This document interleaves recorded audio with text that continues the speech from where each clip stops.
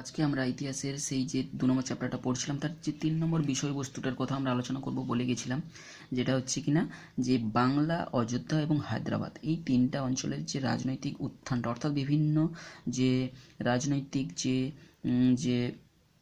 যে নেতৃত্বের নাম কিংবা প্রশাসকের নামগুলো এখানে আমরা কিন্তু একটু আলোচনা করব। তো প্রথমে চলে আসছি বাংলার কথাতে। তো আমরা আগে বাংলার যে নবাবদের একটা ইতিহাস, মানে যে ক্রমান্বয়ে তাদের যে নামগুলো আমরা জেনেছি। তো প্রথমে আমরা বাংলার যে এখানে নবাব হিসাবে বা শাসককর্তা হিসেবে মুর্শিদ কুলি খানের পরিচয়টা আমরা পাবো, যিনি কিনা যে ঔরঙ্গজেবের সময়কাল থেকেই 1700 খ্রিস্টাব্দ থেকে 1707 সাল পর্যন্ত, অর্থাৎ ঔরঙ্গজেবের মৃত্যুর আগে থেকেই কিন্তু তিনি বাংলার যে বিভিন্ন প্রাদেশিক কারবারের সঙ্গে তিনি যুক্ত ছিলেন। তিনি এখানে ঔরঙ্গজেবের সময় তাকে কী করে দেওয়া হয়েছিল, তাকে দেওয়ান করে পাঠানো হয়েছিল, অর্থাৎ যাতে করে সেখানকার রাজস্ব আয়ের হিসাব নিকাশ রাখার জন্য দেওয়ান করে তাকে পাঠানো হয়েছিল। এবং সেই সময়ে তার যে গুরুত্বটা কতখানি ছিল তার আমরা প্রমাণ পাবো বইতে আমাদের যেভাবে দেওয়া রয়েছে। 3টা চিঠি আমরা সেই দেওয়ানকে লেখা হবে, অর্থাৎ মুর্শিদ কুলি খানকে লেখা হবে, জাফর খানকে মুন্সি ইয়ানেত উল্লাহকে দিয়ে কিন্তু ঔরঙ্গজেব লেখাবেন সেই 3টা চিঠি, প্রথম চিঠি, দ্বিতীয় চিঠি এবং তৃতীয় চিঠি। প্রত্যেকটা চিঠির মানে যে যদি মূল বিষয়বস্তুগুলো দেখি, প্রথম চিঠিতে আমরা দেখব যে কি করে তাকে সুবা বাংলার অধিকার, অর্থাৎ সমস্ত জায়গার তাকে দেওয়ানি কাজটা করার জন্য তাকে করা হচ্ছে এবং সেখানে তাকে ঢাকায় চলে যাওয়ার জন্য বলা হচ্ছে। সেকেন্ড চিঠিতে আমরা দেখব যে কি করে তাকে বলা হচ্ছে, বারবার করে বলা হচ্ছে যে তাকে আরও বাড়তি যে খাজনাটা দ্রুত সম্ভব পাঠানোর কথা তাকে বলা হবে। তো আমরা বইতে আমরা একটু দেখিয়ে নেব, বইতে সেই চিঠিগুলোর কথা কিন্তু আমাদের এখানে উল্লেখ রয়েছে।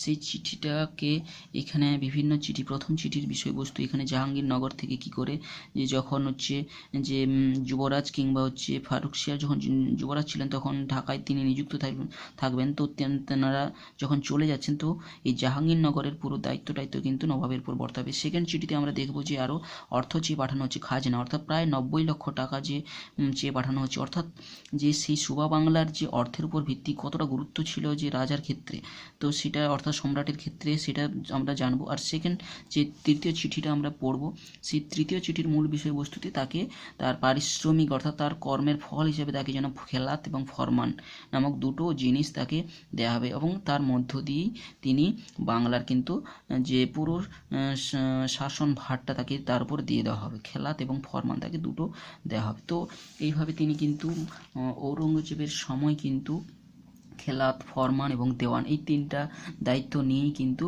অনেকটাই কিন্তু স্বতন্ত্র হয়ে পড়েছিলেন।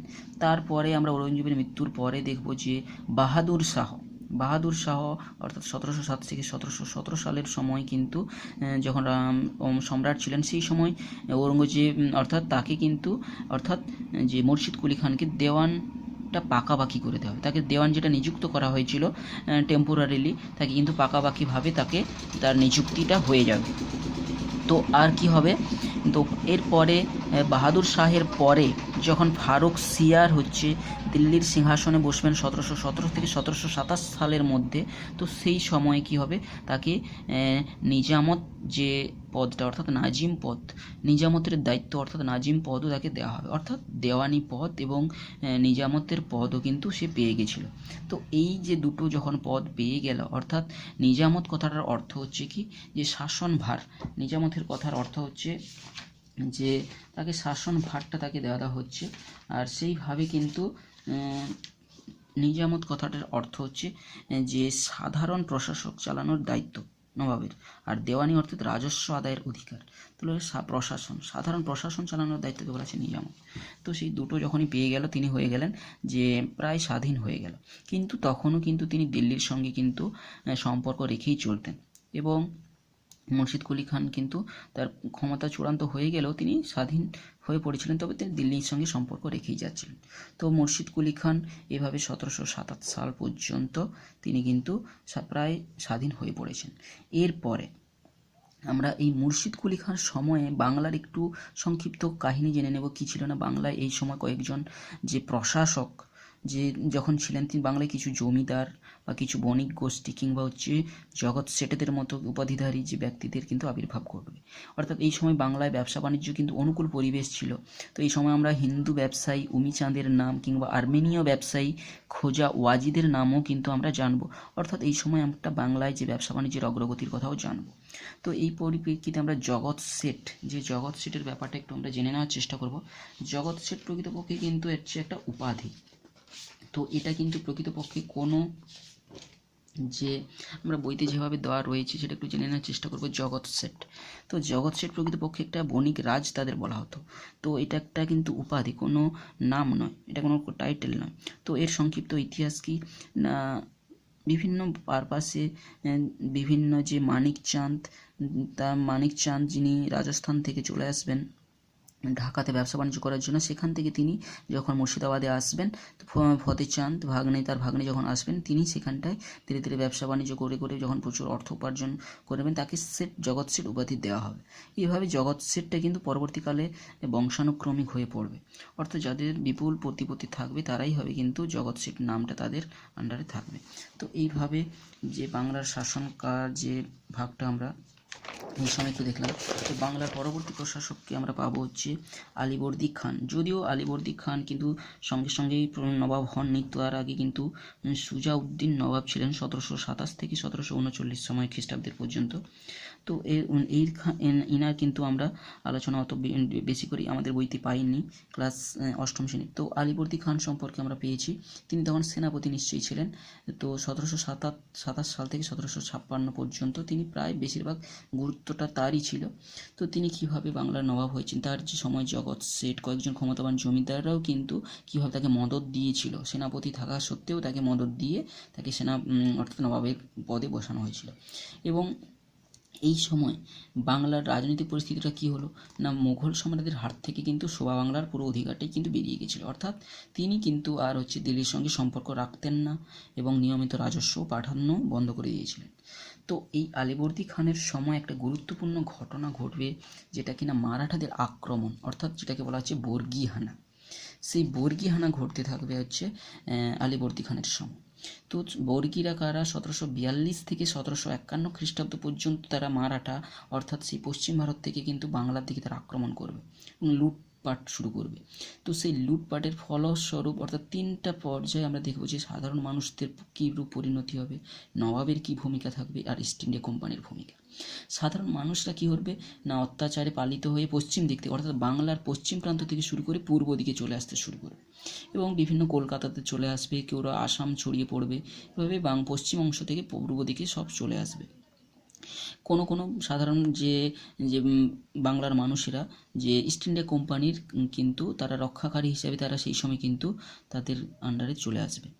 আর নবাব এই সময় কিন্তু ততটা কিন্তু গুরুত্ব সহকারে যেহেতু এর মোকাবেলা করছিল না, শুধু জাস্ট 1751 খ্রিস্টাব্দে আমরা মারাঠা যে বর্গীদের সঙ্গে একটা কিন্তু জাস্ট চুক্তি স্বাক্ষর করবে যে সুবর্ণরেখা নদীর তীরে একটা, সেই সুবর্ণরেখা এই শর্ত অনুযায়ী কী হবে না, ওই সুবর্ণরেখা নদীটা অর্থাৎ যেটা আমরা উড়িষ্যা এবং আমাদের গোপীবল্লভপুর দিয়ে পূর্ব মেদিনীপুরে বর্তমানে প্রবাহিত রয়েছে, সেইটাই হবে শোভা বাংলার যে সীমানা, পশ্চিম সীমানা তারা স্থির করে দেওয়া হয় এবং তার এই দিকে আর তারা আক্রমণ করবে না। তো এই সময় নবাব এইরকম একটা ভূমিকা পালন করেছিল। আর ইস্ট ইন্ডিয়া কোম্পানি কিন্তু এই সময় কিন্তু সাধারণ যে প্রজাদের যেহেতু সুরক্ষাকারী হয়ে কিন্তু তারা দাঁড়িয়েছিল নবাবের বিকল্প হিসাবে। এবং তারা কি করেছিল না, মারাঠা খাল তারা খনন করবে, মারাঠা ডিচ তারা খনন করবে। তো 1744-এর দিকে সম্ভবত মারাঠা ডিচ খনন করবে। তো তারা বিভিন্ন সৈন্য নিযুক্ত করবে, বক্সিয়া সৈন্য তারা নিযুক্ত করবে, অর্থাৎ বিভিন্ন যে সেই বাংলার যে আশ্রয় নেওয়ার জন্য যারা এসেছিল তাদেরকে নিয়ে একটা সৈন্য বাহিনী তৈরি করবে। তো এর ফলাফল কিন্তু হবে কিন্তু অর্থাৎ ধীরে ধীরে নবাবের উপর থেকে কিন্তু সাধারণ মানুষের আস্থা কিন্তু ধীরে ধীরে হারিয়ে যাবে এবং ইস্ট ইন্ডিয়া কোম্পানি ধীরে ধীরে রক্ষাকারীদের ভূমিকা নিতে থাকবে। তো আমরা কিন্তু এখানে দেখব যে ইংরেজরা কিন্তু এসেই যে বাংলা দখল করে নিয়েছে তা নয়, কিন্তু ধীরে ধীরে বাঙালিদের মনেও কিন্তু আস্থা অনেকটা অর্জন করেছিল। তো সেই ফলস্বরূপ কিন্তু তারা কিন্তু বিভিন্নভাবে বাংলার যে শাসনভার কিন্তু পরবর্তীকালে তারা অধিকার করবে। তো এরপরে বাংলার শাসক হয়ে নিযুক্ত হবেন কিন্তু 1756 খ্রিস্টাব্দের পর তার যে দৌহিত্র সিরাজউদ্দৌলা, অর্থাৎ সিরাজউদ্দৌলা কিন্তু তার নিজের পুত্র ছিল না, এবং সিরাজউদ্দৌলা কিন্তু ছিলেন আলীবর্দী খানের যে ছোট মেয়ে, যে তার কিন্তু পুত্র ছিল। 23 বছর বয়সে তাকে কিন্তু তার সিংহাসনে তাকে নবাব হিসেবে বসানো হবে। কিন্তু এর ফলে কী হবে, তাদের পরিবারের মধ্যে একটা ষড়যন্ত্র চলতে থাকবে। তো সেটা আমরা পরে জানবো। সেই ষড়যন্ত্রের জন্য কিন্তু তিনি দীর্ঘদিন শাসন করতে পারবেন না। তো তার যে নিজের পরিবারের লোকেরাই কিন্তু ইংরেজদের সঙ্গে ষড়যন্ত্রে লিপ্ত হবেন। সঙ্গে সঙ্গে অভিজাতরা, অর্থাৎ নবাব, অর্থাৎ বিভিন্ন জগৎ শেঠ কিংবা বিভিন্ন যে অভিজাত বণিকেরা কিন্তু ইংরেজদের সঙ্গে যোগ সাদৃশ্য করে সিরাজকে সরানোর প্রক্রিয়া শুরু করবে। তো এইভাবে বাংলার একটা সংক্ষিপ্ত ইতিহাস, অর্থাৎ এবং সিরাজকে সরিয়ে দেওয়া হবে 1557 খ্রিস্টাব্দে পলাশির যুদ্ধের মধ্য দিয়ে। এবং তারপরের ইতিহাসটা কিন্তু বাংলায় যে নবাবী শাসনটা কিন্তু ইংরেজদের সঙ্গে সম্পর্কিত হয়ে পড়বে। তো সেটা আমরা একটা আলাদা যে বিষয়ের আন্ডারে আলোচনা করব বিষয়বস্তুতে। তো এই সময় বাংলার মতো স্বাধীন যে প্রদেশ হিসাবে যেটা হায়দ্রাবাদেরও উত্থানটার তার রাজনৈতিক কিছু পরিস্থিতি আমরা জেনে নিচ্ছি। হায়দ্রাবাদে কি হতে থাকবে না, হায়দ্রাবাদে মুওয়ারিজ খান আগে থেকেই কিন্তু ওখানকার শাসন করতেন। মুওয়ারিজ খান তিনি মুঘল প্রাদেশিক শাসক হিসাবে ওখানে প্রায় স্বাধীনভাবেই কিন্তু শাসন করছিলেন 1723 খ্রিস্টাব্দ পর্যন্ত। তো আসফ ঝা, যিনি কিনা অর্থাৎ দিল্লির দরবারে একজন অভিজাত ছিলেন, তিনি কি করবেন, মুওয়ারিজ খানকে হারিয়ে দেবেন 1723 খ্রিস্টাব্দে। অর্থাৎ তাকে পাঠানো হয়েছিল দিল্লি থেকে এই মুওয়ারিজ খানকে দমন করার জন্য। সেই আসফ ঝা যখন 1723 খ্রিস্টাব্দে তাকে পরাজিত করে দেবেন, তো সেই মোহাম্মদ শাহ যখন সিংহাসনে রয়েছেন দিল্লির সিংহাসনে, তখন তিনি আসফ ঝা, তাকে নাম দেওয়া হবে, তিনি অর্থাৎ সরিয়ে দিয়ে তিনি কিন্তু 1724 খ্রিস্টাব্দে হায়দ্রাবাদে প্রায় স্বাধীনভাবে সিংহাসন চালাবেন। তো এই যে আমরা আসফ জাহর কথা বলছি, এই আসফ জাহ যিনি দিল্লির দরবারে ছিলেন, তিনি কিন্তু বিভিন্ন সময়ে মুঘল দরবারে তাকে উপাধি দেওয়া হয়েছিল। ঔরঙ্গজেব তাকে চিন কুলিজ খান নাম দিয়েছিলেন, সম্রাট ফারুক সিয়ার তাকে নিজাম উল মুলুক তাকে উপাধি দিয়েছিলেন। তো এইভাবে দিল্লির দরবারে থাকাকালীন তিনি কিন্তু ভিন্ন ভিন্ন উপাধি তিনি নিয়েছিলেন। তো 1724 খ্রিস্টাব্দে যখন মোহাম্মদ শাহ দিল্লির সিংহাসনে ছিলেন, তিনি আসফ জাহ নাম নিয়ে তিনি হায়দ্রাবাদ আক্রমণ করবেন এবং সেখানকার যে আগে থেকে প্রাদেশিক শাসক যে প্রায় তিনি স্বাধীনভাবে তিনি শাসন করছিলেন, মুওয়ারিজ খানকে হারিয়ে দেবেন। তো এইভাবে তিনি প্রকৃত নাম ছিল তার কিন্তু মীর কামার উদ্দিন খান সিদ্দিকী তার প্রকৃত নাম ছিল। অর্থাৎ যিনি আসফ জাহ বা যিনি নিজামুল মুলুক, যিনি কুলিজ খান, তিনি একই ছিলেন কিন্তু কামার উদ্দিন খান সিদ্দিকী। তিনি একেবারে তাহলে হায়দ্রাবাদে এসে প্রায় স্বাধীনভাবে, অর্থাৎ মোগল সাম্রাজ্যের যে মদতে বা তার অনুমতি নিয়ে এখানে দাক্ষিণাত্যের সুবেদার নিযুক্ত হয়ে যাবে। তো এইভাবে দিল্লিতে অর্থাৎ হায়দ্রাবাদে স্বাধীন যে প্রাদেশিক শাসন শুরু হয়ে গেল। তো সেখানে তার পরবর্তীকালে নিজাম, অর্থাৎ 1740 খ্রিস্টাব্দে প্রায় স্বাধীন হায়দ্রাবাদ হয়ে যাবে, যখন অর্থাৎ নিজামের যখন সেই রাজ সিংহাসনে বসবেন, সেখানে এইভাবে হায়দ্রাবাদ স্বাধীন হয়ে যাবে, স্বাধীন রাজ্য হিসেবে আত্মপ্রকাশ করে যাবে। তো এই সময় নিজামের সময় রাজনৈতিক পরিস্থিতিটা একটু দেখে নেওয়া যাক। না মুঘল কর্তৃত্ব প্রায় অস্বীকার তিনি করতে থাকবেন। আর কি করবেন না, সম্রাটদের যদিও কিন্তু সম্রাটদের নামে খুতবা পাঠের ব্যাপারটা আমরা অনেকটাই জানি। অর্থাৎ সম্রাটের যে আনুগত্য প্রকাশ করা নিয়ে একটা যে পাঠ করা হতো, বিশেষ করে জোহর নামাজের পাঠের পর, শুক্রবারের দুপুরের জোহর নামাজ পাঠের পর এই খুতবা পাঠটা করা হতো। যেই খুতবা পাঠে যে তৎকালীন যে সম্রাটের অধীনতা স্বীকার করা কিংবা সেখানে খলিফাদের নাম পাঠ করা হতো, তো তিনি সেটা কিন্তু করে চলতেন। আর কি বিভিন্ন জায়গিরদারগুলোকে তিনি কিন্তু বংশগত করে দিয়েছিলেন। অর্থাৎ সেই হায়দ্রাবাদে বিভিন্ন যে জায়গিরদারগুলো ছিল, তিনি কি করে দিয়েছিলেন, সেগুলোকে বংশগত রূপ দান করে দিয়েছিলেন। এই ফলে কী ছিল, হায়দ্রাবাদে কিন্তু নিজামের সময় থেকে স্বাধীন হয়ে পড়েছিল।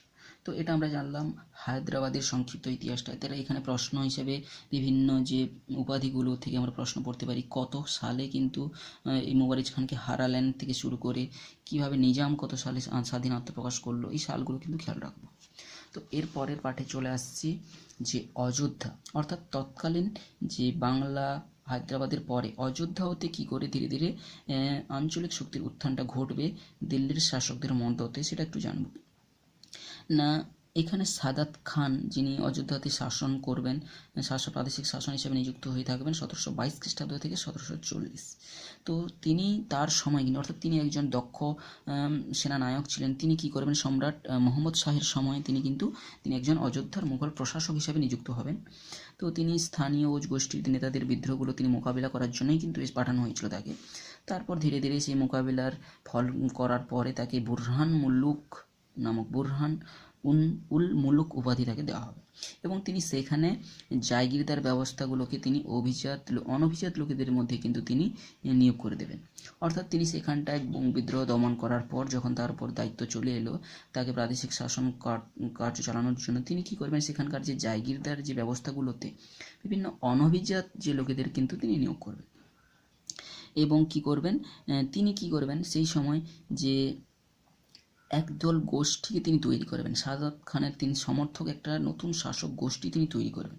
অর্থাৎ তিনি ধীরে ধীরে সেখানে একটা আলাদা গোষ্ঠী তিনি তৈরি করতে শুরু করবেন। এরপরে কি করবেন, তিনি সম্রাটকে দিয়েই, অর্থাৎ যে মোহাম্মদ শাহকে দিয়েই তিনি কি করবেন, তার নিজের জামাই অর্থাৎ সফদর জংকে 1740 থেকে 1754 যিনি হচ্ছে কিনা সেই অযোধ্যাতে প্রশাসক তাকে নিযুক্ত করে দেবেন এবং তিনি বাকি যে প্রশাসনিক দিকটা কিন্তু তিনি লক্ষ্যনজর চালিয়ে যাবেন। তো এই সময় সফদর জঙ্গে যখন দিল্লি অর্থাৎ অযোধ্যার শাসনভার নিচ্ছেন, তো এই সময় কি হবে, বিভিন্ন দেওয়ানের দপ্তরটা কিন্তু দিল্লি থেকে তিনি আলাদা করে নেবেন। অর্থাৎ নিয়মিত আর রাজস্ব পাঠাবেন না, অর্থাৎ পুরো রাজস্ব অর্থাৎ অর্থনৈতিক দিকটাতে কিন্তু দিল্লি থেকে সরিয়ে নিয়ে চলে আসবেন। এবং এই সময় এখানে ব্যবসা বাণিজ্য অর্থাৎ অযোধ্যাতে কিন্তু ব্যবসা বাণিজ্য বেশ ভালোই চলতে থাকবে। তো এইভাবে ধীরে ধীরে কিন্তু অযোধ্যাতে কিন্তু অর্থনৈতিক বিকাশ ঘটতে থাকবে। তো এরপরে সফদর জংয়ের ছেলে সুজাউদ্দৌলা কিন্তু আবার 1754 খ্রিস্টাব্দ থেকে 1764 খ্রিস্টাব্দ পর্যন্ত অযোধ্যার সিংহাসনে থাকবেন।